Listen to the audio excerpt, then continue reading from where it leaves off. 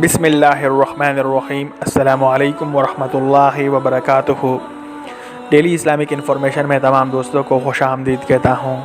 دوستو، صحیح بخاری کی حدیث ہے، والیوم 9 بک نمبر 93، حدیث نمبر 487۔ رسول اللہ صلی اللہ علیہ وآلہ وسلم اپنے صحابہ کو ہر مباح کام میں استخارہ کرنا سکھاتے تھے، جس طرح آپ قرآن کی سورت سکھاتے تھے۔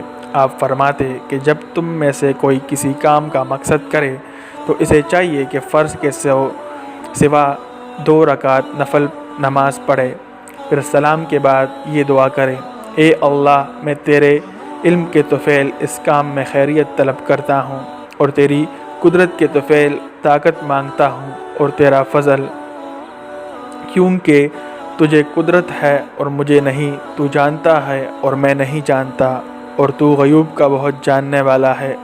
اے اللہ، بس اگر تو یہ بات جانتا ہے، اس وقت استخارہ کرنے والے کو اس کا نام لینا چاہیے کہ اس کام میں میرے لیے دنیا و آخرت میں بھلائی ہے، یا اس طرح فرمایا کہ میرے دین میں اور گزران میں اور میرے ہر انجام کے اعتبار سے بھلائی ہے، تو اس پر مجھے قادر بنا دے اور میرے لیے اسے آسان کر دے، پھر اس میں میرے لیے برکت عطا فرما۔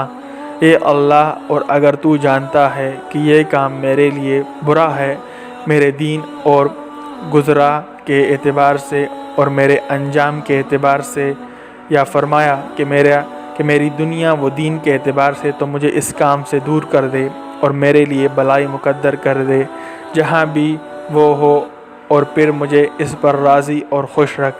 شکریہ دوستو حدیث سننے کا۔